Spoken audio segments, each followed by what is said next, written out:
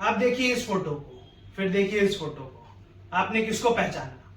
पहले फुटबॉलर का नाम, क्लब, जर्सी सब याद होगा आपको नहीं याद होगा इनके बारे में। चलिए एक बार फिर ट्राई करते हैं। आप इनको देखिए, पहचान गए? नाम, क्लब, जर्सी, इनको पहचानिए की कोशिश करिए। आंख बंद करके एक बार सोचिए, क्या आपने इनको कहीं देखा है?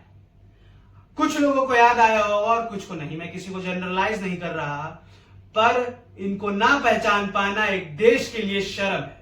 शर्म है हमें कि हम अपने फुटबॉलिंग लेजेंड्स को नहीं पहचानते। शर्म है कि जिन्होंने भारत के फुटबॉल के गोल्डन जनरेशन की नींव रखी, हम उन्हें भूल गए।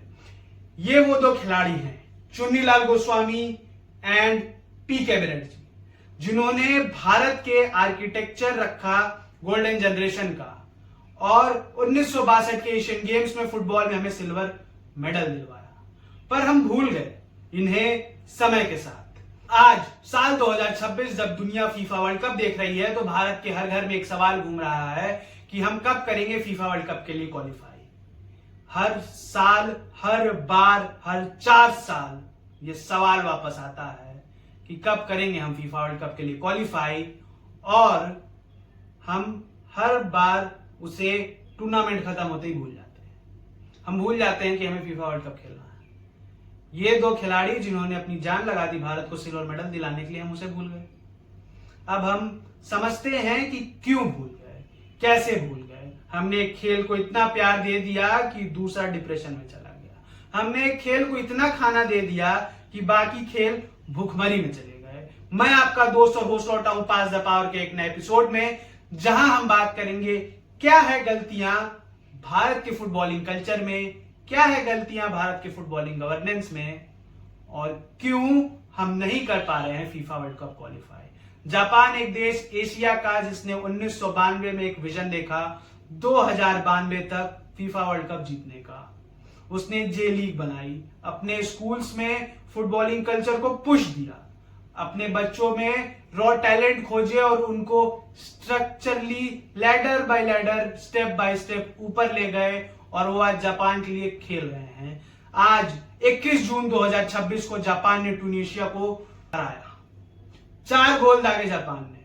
पहली एशियन कंट्री बनी जिसने 4 गोल मारा और उसने जापान का परचम फहरा दिया। आपको याद होगा साल 2018 जब जर्मनी को हरा के उसने उलटफेर किया था।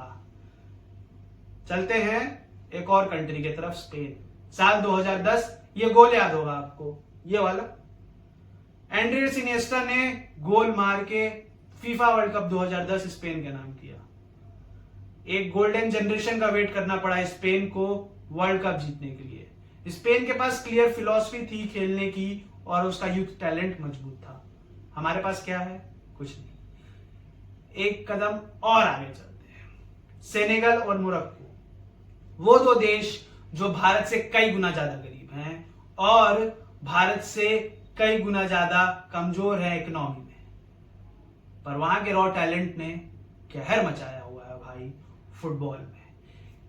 कहर ही कहते हैं दोस्तों उसको कि पोर्टुगल जैसे टीम को साल 2022 के सेमीफाइनल में मोरक्को ने हरा दिया, और कहर ही कहते हैं कि सेनेगल के प्लेयर्स प्रीमियर लीग हो, सऊदी लीग हो या कहें फीफा वर्ल्ड कप हो, अपना जलवा भी खेल रहे हैं। अब यहां बात आती है कि हमें क्या करना होगा। मैंने आपको 3 एग्जाम्पल दिए और इस तीनों एग्जाम्पल में भारत के जीत की, फीफा वर्ल्ड कप क्वालिफाई की जड़ी बूटी छुपी है। क्या छुपा है? एक बाय एक करके मैं आपको बताता हूं। सबसे पहले हमें जापान से सीखना होगा अपने फुटबॉल को स्ट्रक्चर देना।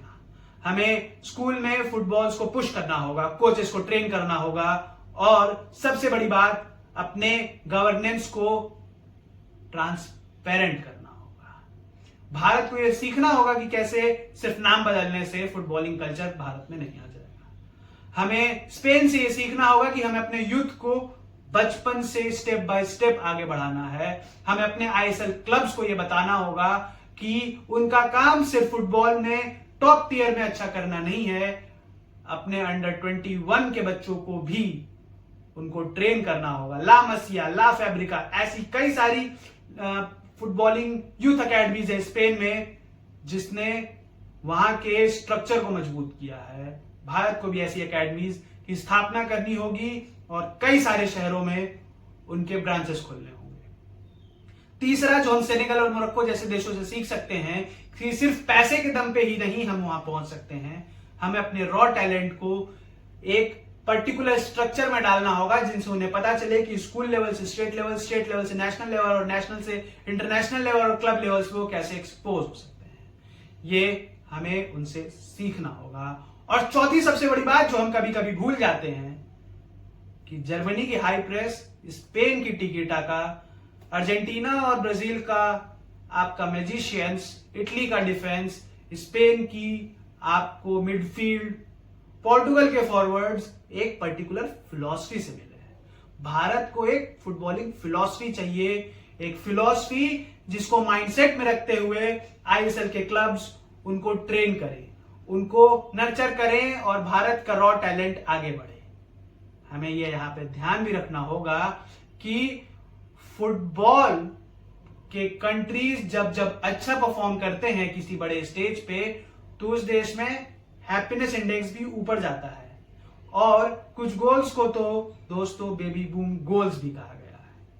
ना ये 4 साल में होगा, ना ये 10 साल में। हमें कम से कम 15 से 20 साल का एक विजन लेके आगे चलना होगा कि इस वर्ल्ड कप तक हमें फीफा वर्ल्ड कप खेलना है, जीतना तो अभी कोसों दूर की बात है। मैं आपका दोस्त और होस्ट आपको इस वीडियो में बताया कि कैसे हम step by step FIFA world cup तक पहुंच सकते हैं अगर हमने ऑनेस्टली और विलिंगली इन सब पे काम किया। पता है कि भारत में फुटबॉल के लिए पैशन है और पैशन ही हमको वहां तक पहुंचाएगा जहां तक हम पहुंचना चाहते हैं। जय हिंद, जय भारत।